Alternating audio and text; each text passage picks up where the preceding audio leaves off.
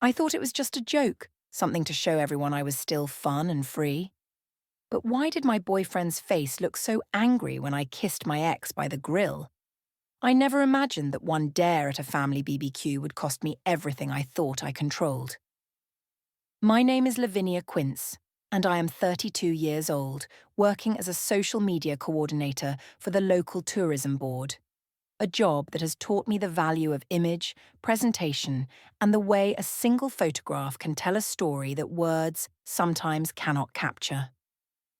I have always believed that confidence is the most attractive quality a person can possess, and I have never been the kind of woman who apologizes for living her life on her own terms, which is why I have always made it a point to share my experiences openly and honestly with the world through my social media accounts, refusing to hide behind false modesty or outdated expectations about how a woman in a relationship should behave. My husband, Elliot, is a project manager at a logistics firm, a steady and reliable man who has always been supportive of my career and my independence, though lately I have noticed that he seems to struggle with the idea that I have a life outside of our marriage, a life that includes friendships, spontaneity, and moments of joy that do not always revolve around him or his approval. On a Saturday afternoon in early spring, I decided to meet up with Remy Caldwell, my ex-boyfriend from college, who has remained a close friend over the years, despite the fact that our romantic relationship ended more than a decade ago. And I saw no reason why Elliot should feel threatened by a simple walk along the Riverside embankment, especially since Remy and I have always maintained a platonic friendship that is built on mutual respect and shared history rather than any lingering romantic feelings. Remy is a freelance graphic designer with an easygoing personality and a talent for making people laugh, and when he suggested we take a walk to catch up on each other's lives and enjoy the unusually warm weather, I agreed without hesitation, thinking that it would be a pleasant way to spend a few hours away from the routine of work and home responsibilities. The Riverside embankment was beautiful that afternoon, with the sun hanging low in the sky and casting a golden light across the water, and the wind was strong enough to tangle my hair and make the moment feel spontaneous and alive, exactly the kind of experience I value most in life. Remy suggested that we take a selfie near the railing where the light was best, and I laughed and agreed, leaning close to him so that the camera could capture both of our faces along with the shimmering water in the background. And I felt a surge of happiness at the simple pleasure of being outside with a friend, free from the constraints of schedules and expectations. After we took the photo, I posted it to my social media account with a caption that read something about real friendship and the importance of staying connected to the people who understand you. And I tagged Remy in the post because I have always believed that transparency is the best policy, and I saw no reason to hide the fact that I was spending time with someone from my past. The post received immediate likes and comments from my friend group, including enthusiastic responses from Daria Lyle, my best friend who works as an event planner and has always encouraged me to live boldly and unapologetically. And I felt validated by the positive reactions, which confirmed my belief that there was nothing wrong with what I was doing. That evening, when I returned home to the apartment I share with Elliot, I found him sitting on the living room sofa with his phone in his hand, and the lamp beside him cast a soft yellow glow across the screen, illuminating his face in a way that made it difficult to read his expression at first. He looked up when I walked in, and instead of greeting me with the usual warmth or asking about my day, he simply asked why I had not mentioned that I was planning to meet up with Remy, and why I had chosen to post the photo publicly with a caption that seemed designed to emphasize the closeness of our friendship. I felt a flash of irritation at the implication behind his question, and I told him that I did not need his permission to see my friends or to share moments from my life on social media, and that his reaction was exactly the kind of insecure behavior that I found exhausting and unnecessary in a modern relationship. I reminded him that I had always been honest and open about my friendships, and that if he trusted me, he would not be questioning my choices or monitoring my social media activity as if I were a teenager who needed supervision. Elliot remained calm throughout the conversation, which only frustrated me further because I had expected him to either drop the subject or engage in a more heated argument, but instead he simply repeated his question, asking why I had not given him a heads up about the walk and whether I understood how the post might look to his family and friends who followed my account.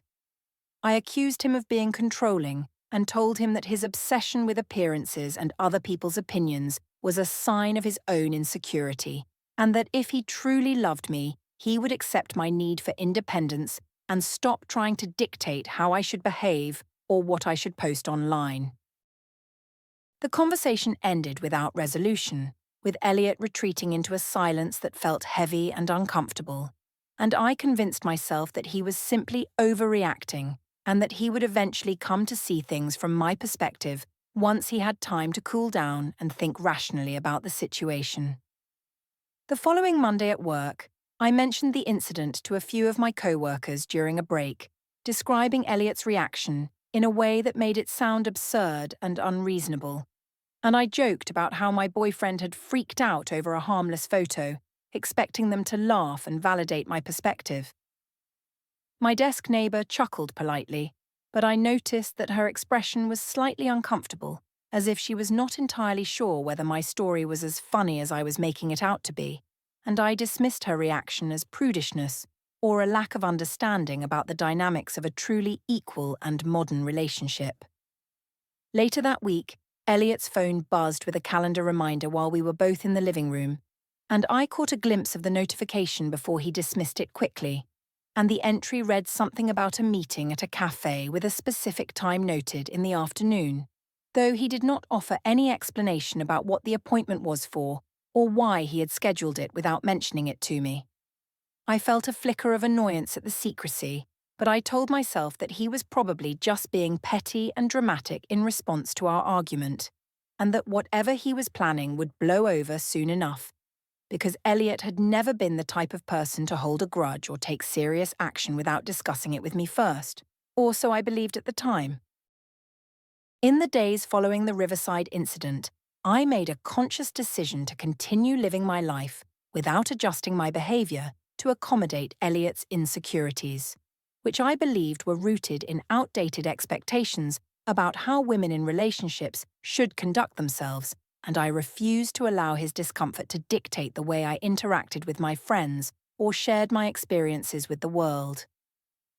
Remy and I had made plans to meet for drinks at a downtown bar on a Thursday evening, a spontaneous decision that came about through a casual text conversation in which he mentioned that he had finished a major design project and wanted to celebrate with friends, and I saw no reason to decline the invitation simply because Elliot might disapprove or because I would be out later than usual on a work night. The bar was lively and filled with young professionals unwinding after their shifts, and Remy and I found a spot near the window where we could watch the street traffic while we caught up on work gossip and shared stories about mutual acquaintances from our college days, and the atmosphere was so relaxed and enjoyable that I lost track of time completely. At some point during the evening, Remy suggested that we take a photo to commemorate the occasion, and I agreed enthusiastically, raising my glass to clink against his while he held up his phone to capture the moment, and the resulting image showed both of us laughing with genuine happiness, our faces flushed from the warmth of the bar and the pleasant buzz of conversation and alcohol. I posted the photo to my social media story without thinking twice about it, adding a caption about celebrating small victories and enjoying life with good company, and I tagged Remy in the post just as I had done with the Riverside photo, believing that my transparency was evidence of my innocence and that anyone who questioned my choices was simply projecting their own insecurities onto my behavior. The timestamp on the post read 11:14 in the evening, which I did not consider significant at the time because I am an adult woman who does not need to adhere to a curfew or report my whereabouts to anyone. And I certainly did not think that Elliot would be sitting at home monitoring my social media activity and noting the exact time I posted from a bar with my ex-boyfriend. When I arrived home that night, Elliot was still awake, sitting in the dim light of the living room with his laptop open on the coffee table, and he looked up at me with an expression that was difficult to read, somewhere between disappointment and resignation, and he asked me in a calm and measured tone why I had gone to a bar with Remy on a work night without mentioning it to him beforehand, and why I had posted the photo publicly at such a late hour when I knew he had been waiting for me at home. I felt a surge of indignation at his questions, which I interpreted as an attempt to control my schedule and monitor my social life. And I told him in no uncertain terms that I did not owe him a minute-by-minute account of my activities, and that his obsession with timestamps and locations was both creepy and paranoid, the behavior of someone who did not trust his partner and who needed to work on his own issues rather than projecting them onto me. I reminded him that I had always been honest about my friendship with Remy, and that if he could not handle the fact that I had a social life independent of our marriage, then perhaps he needed to examine why he was so insecure and what deeper problems were driving his need to question my every move. Elliot did not raise his voice or engage in the kind of heated argument I had expected, but instead he asked me a specific question that caught me off guard, wanting to know whether I had planned the bar visit in advance, or whether it had been a spontaneous decision, and whether I understood how it looked to other people when I posted photos with my ex-boyfriend late at night without any context or acknowledgement of my marriage. I dismissed his concerns as an overreaction and told him that if he was embarrassed by my behavior, that was his problem to solve, not mine, and that I refused to live my life according to the narrow expectations of people who are too judgmental or traditional to understand the dynamics of a modern friendship between two adults who happen to have dated in the past. The conversation ended with Elliot closing his laptop and retreating to the bedroom without another word, and I felt a mixture of satisfaction and irritation, satisfied that I had stood my ground and refused to apologize for living authentically, but irritated that he was making such a big deal out of something that I considered completely harmless and innocent. The following day at work, one of my co-workers approached my desk during the morning break and mentioned in a casual tone that she had seen my story from the previous night, and she asked in a way that seemed half joking and half serious whether my boyfriend minded that I was spending so much time with my ex, or whether he was the kind of guy who was secure enough not to worry about those things. I laughed and told her that Elliot was still learning to accept that I was not the kind of woman who could be controlled or told what to do, and that if he had a problem with my friendships, then he needed to work on his own insecurity rather than expecting me to change my behavior to make him feel more comfortable. My co-worker smiled politely, but I noticed that her expression was slightly strained, as if she was not entirely convinced by my explanation, and I felt a twinge of annoyance at the judgment I perceived in her reaction, though I told myself that she was probably just envious of the freedom and confidence I possessed in my relationship. Later that week, I met up with Daria on the balcony of her apartment to vent about Elliot's increasingly cold and distant behavior, which I found both confusing and frustrating because I could not understand why he was making such a big deal out of a few innocent photos and social outings with a friend. Daria listened sympathetically and suggested that perhaps Elliot needed to be taught a lesson about trust and respect,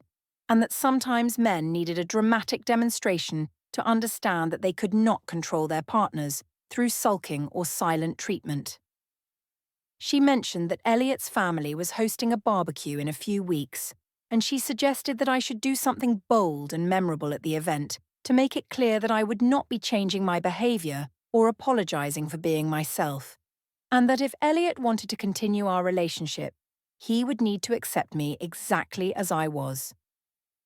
The idea appealed to me immediately, and I began to formulate a plan that would send a clear message to Elliot and his family about the kind of woman I was and the kind of relationship I expected, convinced that once I made my position clear in a public and undeniable way, Elliot would finally understand that his attempts to control me were futile and that he needed to either accept my independence or step aside and let me live my life without his constant judgment and surveillance. The barbecue at Elliot's parents' house was scheduled for a Saturday afternoon in late spring, and I had been looking forward to the event for weeks. Not because I particularly enjoyed spending time with his family, who had always struck me as somewhat conservative and judgmental in their attitudes toward modern relationships, but because I saw it as the perfect opportunity to make a statement about my independence and my refusal to conform to their outdated expectations about how a married woman should behave. Margaret and Owen Quince had always been polite to me, but I could sense an underlying disapproval in the way they looked at me sometimes, especially when I posted photos on social media that they probably considered inappropriate or when I spoke too freely about topics that made them uncomfortable. And I had decided that it was time to stop worrying about whether they approved of me and to start living my life in a way that felt authentic and true to my values, regardless of how they or anyone else might react. I had coordinated with Remy beforehand, texting him to make sure he would be attending the barbecue since he had been invited as a family friend who had known Elliot since college, and I had suggested that we spend some time together during the event to catch up and enjoy the afternoon. Though I had not explicitly told him about my plan to make a more dramatic statement, knowing that he would probably go along with whatever happened in the moment, because that was simply the kind of easygoing and spontaneous person he had always been. When we arrived at the house, the backyard was already filled with relatives and neighbours, and the smell of charcoal and marinade drifted across the lawn from the grill where Owen was cooking hamburgers and chicken, and the atmosphere was warm and festive in a way that felt almost oppressively wholesome, as if everyone was performing their roles in a perfect family tableau that left no room for spontaneity or genuine emotion.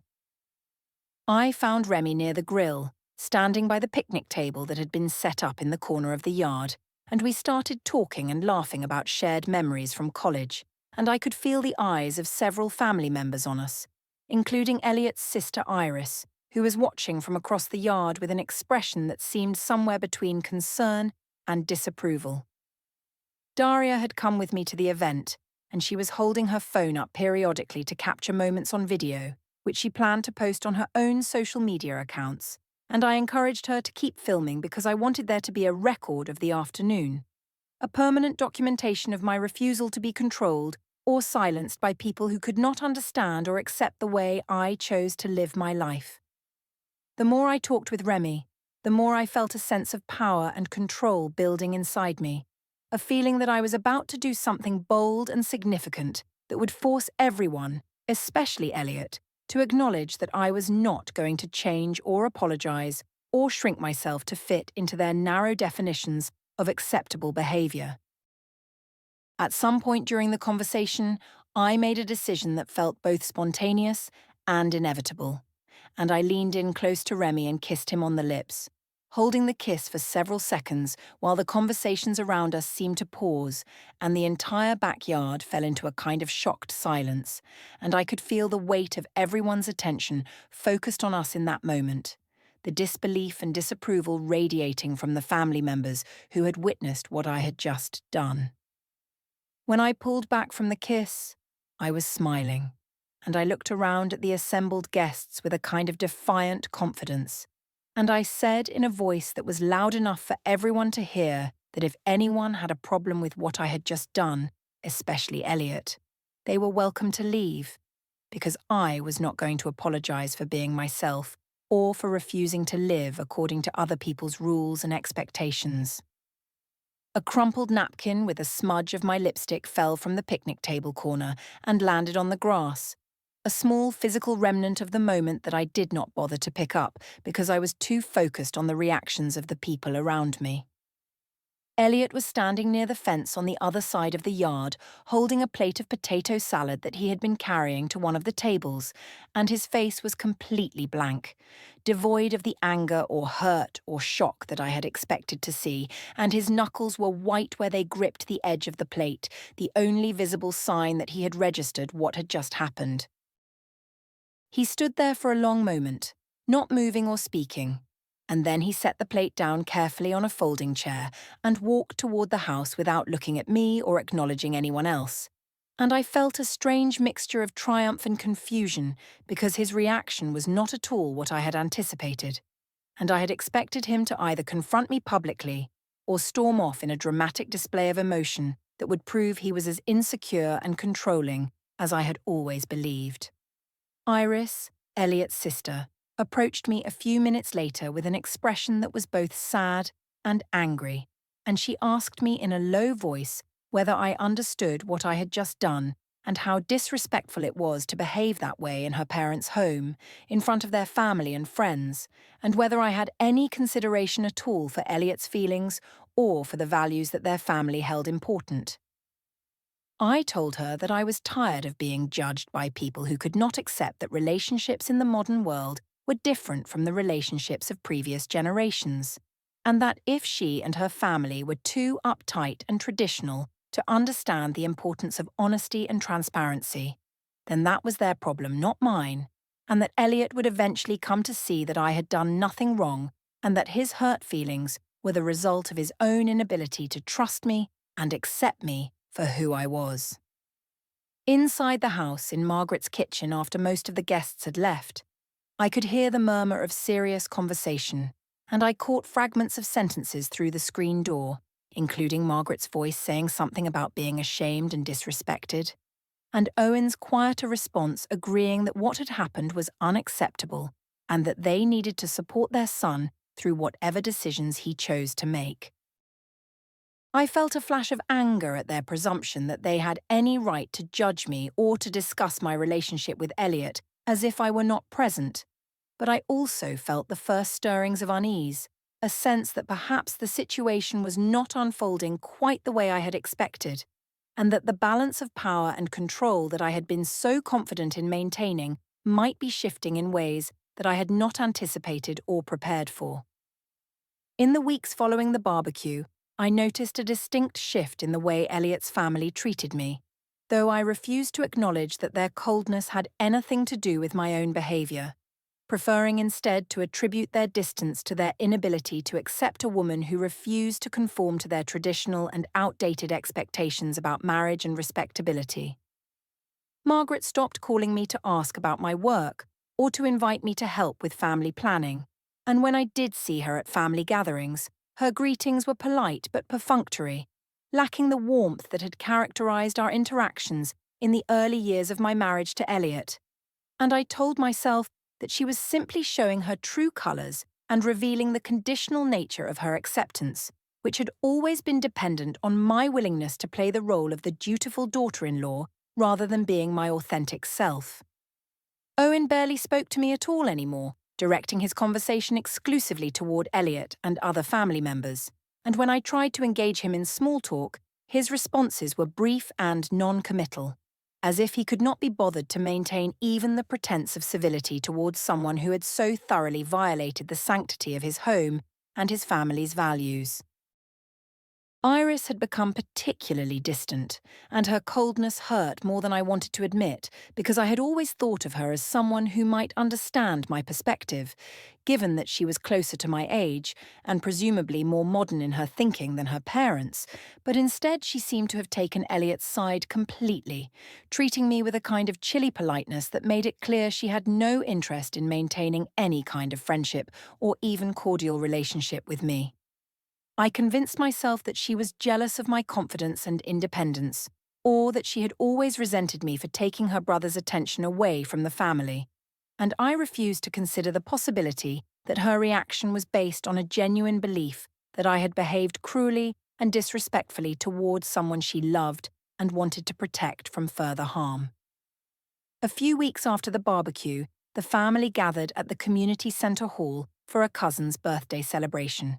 and I decided to attend despite the obvious tension, partly because I wanted to prove that I would not be intimidated or driven away by their disapproval, and partly because I still believed that if I acted normally and confidently, everyone would eventually move past the incident and return to treating me with the respect and acceptance I deserved.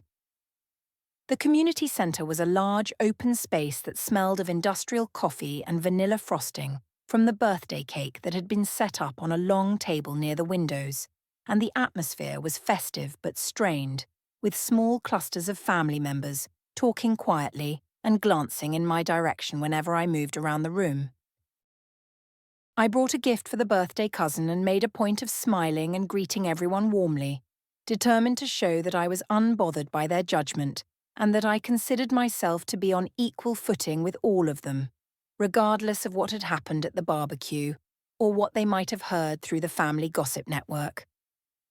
Margaret was standing near the coffee table when I approached, and I attempted to make conversation about the decorations and the turnout for the party, but she responded with a polite nod and a brief comment before excusing herself to check on something in another part of the room, and I felt a flash of irritation at her obvious avoidance, though I maintained my smile and moved on to greet other family members as if nothing unusual had happened. Elliot was sitting at a corner table with Iris, and they were engaged in a quiet conversation that stopped abruptly when I approached, and when I tried to make small talk and ask what they were discussing, Iris simply said she was tired and needed to get some air, and she stood up and walked away without making eye contact with me, leaving me standing awkwardly beside the table while Elliot looked at me with an expression that was calm and distant, as if he were observing a stranger rather than the woman he had married. Later that week, I ran into Claudia Vargas at the supermarket checkout line, and we had always been friendly acquaintances who saw each other occasionally at social events and exchanged pleasantries about work and life. But this time her demeanour was different, and after we had finished the usual greetings, she hesitated and then said in a careful tone that she had been at the barbecue and had seen what happened, and that she had also seen the social media posts and videos that had been circulating among our mutual friends. She said that she had been thinking about the situation quite a bit and that she felt uncomfortable with how things had unfolded, and that while she did not want to judge me or take sides, she thought I should know that other people in our social circle were talking about the incident, and that the general consensus seemed to be that I had crossed a line that should not have been crossed, especially in front of Elliot's family and in such a public and deliberate way. I felt a surge of defensiveness and told her that anyone who wanted to judge me for being honest and authentic was not really my friend, and that I did not need the approval of people who were too conventional and uptight to understand the complexities of modern relationships. But even as I said these words, I could feel a small seed of doubt beginning to form in the back of my mind, a whisper of uncertainty about whether I had misjudged the situation and whether my actions might have consequences that I had not fully anticipated. At home, I noticed that Elliot had become even more distant and detached, spending long hours in the home office at the desk corner where he kept his laptop and various folders organized in neat stacks. And when I asked him what he was working on, he would give vague answers about household paperwork and financial planning, never offering any details that would allow me to understand what he was actually doing or why he seemed so focused and methodical in his work. His phone was always nearby, always charged and placed face down on the desk, and I occasionally saw notifications light up the screen, but when I tried to glance at them, he would pick up the phone quickly and dismiss the alerts without explaining what they were or who had sent them. I told myself that he was being dramatic and petty, trying to make me feel guilty through his silence and his withdrawal, but I also felt the first real tremors of unease, a growing awareness that perhaps his reaction was not simply emotional but strategic, and that he might be preparing something that would shift the balance of power in our relationship in ways I had not considered possible. One evening, I noticed that he had circled a date on the wall planner in the hallway, a red circle around a day approximately 2 weeks in the future, with no notation or explanation accompanying the mark. And when I asked him what the date signified, he simply said it was a reminder for something he needed to handle, and he offered no further information despite my continued questions, leaving me staring at the red circle and feeling a strange sense of foreboding that I could not quite articulate or understand. The atmosphere in our home had become increasingly tense and uncomfortable in the days following the community centre gathering, and I found myself caught between frustration at Elliot's continued coldness and a growing anxiety about what his silence and methodical behaviour might actually mean for the future of our relationship. He had begun sleeping in the guest room on a regular basis, claiming that his work schedule required him to wake up early and that he did not want to disturb me. But I knew that this explanation was simply a polite fiction designed to mask the fact that he no longer wanted to share a bed with me, and that the physical distance between us was a reflection of an emotional chasm that had been widening since the barbecue incident. I tried to maintain my confidence and my conviction that I had done nothing wrong, telling myself that Elliot was simply punishing me through passive-aggressive withdrawal and that he would eventually realize how childish and manipulative his behavior was. But there were moments late at night when I lay alone in our bedroom, staring at the ceiling and listening to the silence of the apartment, that I felt a creeping sense of doubt about whether I had miscalculated the situation and whether my insistence on living authentically had inadvertently pushed him past a point of no return. One evening, Elliot asked me to sit with him on the living room sofa for what he described as an important conversation, and his tone was so calm and measured that it sent a chill through me, because I had become accustomed to his silence and his avoidance, and this sudden request for direct communication felt significant in a way that I could not quite define. The lamp beside the sofa cast a pale glow across the coffee table where he had placed a glass of water, and he sat with his hands folded in his lap, looking at me with an expression that was neither angry nor sad, but simply distant, as if he had already made a decision and was now merely going through the formality of explaining it to me. He began by saying that he needed to know whether I was willing to acknowledge that my behavior at the barbecue had been disrespectful and hurtful, and whether I was prepared to apologize to his family and to make genuine changes in the way I conducted my relationship with Remy and in the way I presented our marriage to the world through social media and public actions. He spoke slowly and deliberately, pausing between sentences to give me time to process what he was saying, and he explained that he could not continue in a relationship where his feelings and his boundaries were consistently dismissed and minimized, and that he needed a clear answer from me about whether I valued our marriage enough to make the necessary changes, or whether I was determined to continue prioritizing my own need for validation and attention over the health and stability of our partnership. I felt a surge of indignation at his words, which I interpreted as an ultimatum designed to force me into submission and to make me abandon the principles of honesty and authenticity that I had always considered central to my identity, and I told him that I was not going to change who I was or apologize for behavior that I still believed was justified and reasonable, and that if he truly loved me, he would accept me exactly as I was, rather than trying to mold me into some idealized version of a wife that conformed to his family's narrow and outdated expectations. I reminded him that the kiss with Remy had been nothing more than a playful gesture between friends, and that his decision to interpret it as a betrayal or a deliberate act of cruelty was evidence of his own insecurity and his inability to trust me.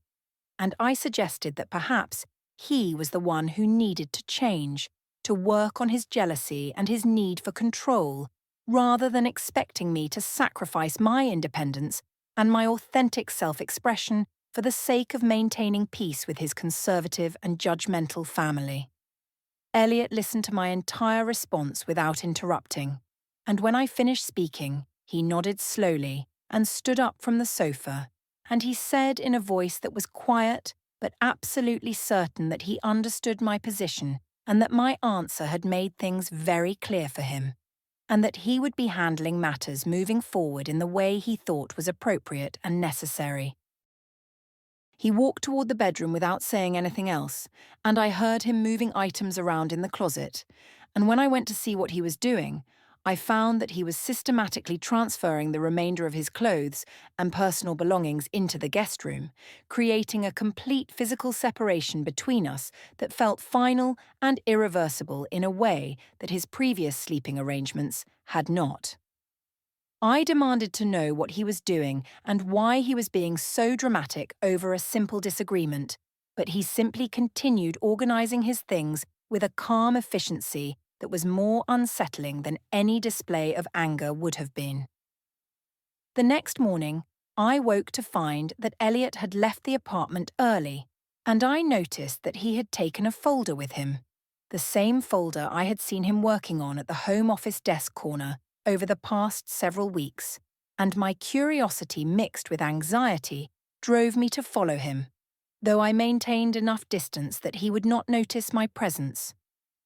I tracked him to the ferry terminal waiting area, where the morning commuters moved in purposeful streams toward the docks, and I watched from behind a pillar as he met briefly with someone I did not recognize, a professionally dressed man who carried a briefcase and who shook Elliot's hand before they disappeared into the crowd of travelers,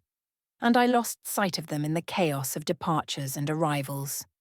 When Elliot returned home that evening, he went directly to the home office and spent more than 2 hours organizing documents, labeling folders with careful precision, and uploading files to his laptop with a focus and determination that made it clear he was preparing something significant, though he refused to answer any of my questions about where he had been or what he was working on. Desperate for support and validation, I went to Daria's apartment and sat with her on the balcony where we had spoken before,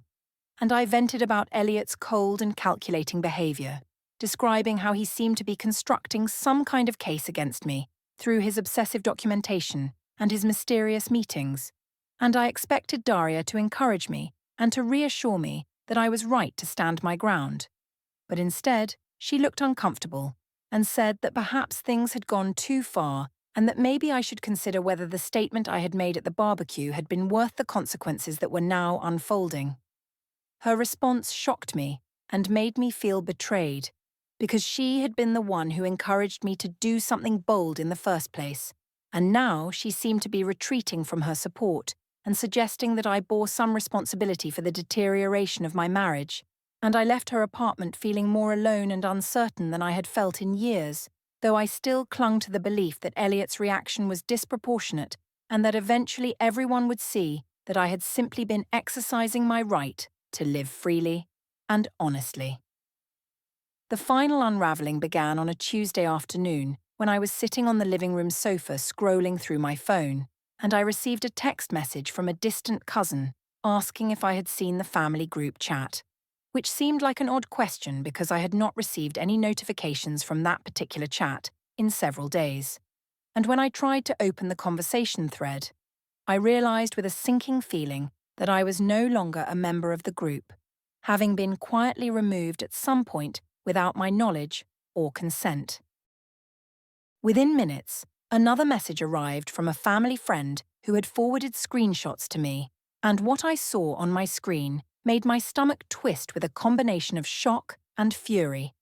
because the images showed a carefully organized compilation of evidence that Elliot had shared with his entire extended family, including the Riverside photo with Remy, the bar story with its 11:14 timestamp,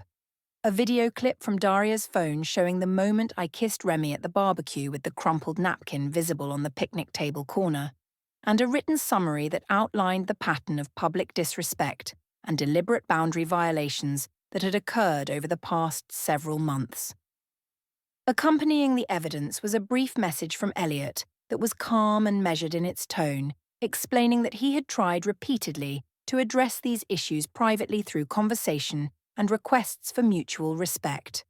but that my continued refusal to acknowledge his concerns or to modify my behavior had made it necessary for him to establish clear boundaries with the family, and that he wanted everyone to understand the full context of the situation before making judgments about the changes that would be taking place in our relationship going forward. I immediately called his phone, my hands shaking with rage and disbelief, but he did not answer,